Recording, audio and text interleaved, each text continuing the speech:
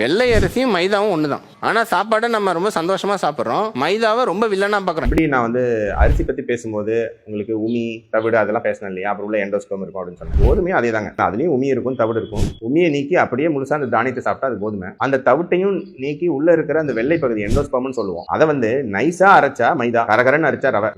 மைதா 100 கிராம்ல கிட்டத்தட்ட 78 கிராம் மாவுச்சத்து இருக்கு. ரவை 100 கிராம்ல 75 கிராம் மாவுச்சத்து இருக்கு. நீங்க நினைக்கிறத விட அதிகமா இந்த மைதா நம்ம உணவுல இருக்குங்க. மைதானா நீங்க வெறும் பரோட்டாவை தான் நீங்க மைதா அப்படிங்க நினைச்சுக்கிறீங்க. வெளிநாடுகள்ல ஆல் பர்பஸ் ஃப்ளோர் அப்படின்னு சொல்லுவாங்க. நம்ம சாப்பிட்ற எல்லா பிரெட், பிஸ்கட், பேக்கரி ஐட்டம் எல்லாமே மைதால செய்யறது தான். கோதுமை எல்லாம் ஃபுல் கட்டு நல்லதுன்னு சொல்லிட்டு சப்பாத்தி 7 சாப்பிட்றவங்க நிறைய பேர் நம்ம ஊர்ல இருக்காங்க. இதை கவனத்துல வச்சுங்க.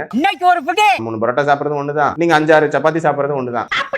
நார்த் ஈஸ்ட்டுக்கு போனீங்கன்னா, சிக்கிம், அந்த கேங்டாக் அந்த ஏரியாலாம் போனீங்கன்னா அவங்களுக்கு ஸ்டேபிள் உணவே மைதா நூடுல்ஸ் தான். அவன் எவரெஸ்ட் ஏறான் 8000 மீட்டர். ஸோ மைதா கெட்டதுன்னு சொல்லிட்டு அப்போ கோதுமை நல்லது, அப்போ எவ்வளோ வேணாலும் சாப்பிடலாம் சப்பாத்தி. அங்கதான் இடிக்குது. இங்க என்ன உணவு அப்படிங்கிறத விட அந்த உணவை சாப்பிட்டு நம்ம எப்படிப்பட்ட ஒரு ஆக்டிவிட்டியில இருக்கோம், எந்த அளவுக்கு சாப்பிட்றோம், அதுல தான் கவனம் செலுத்தணும்.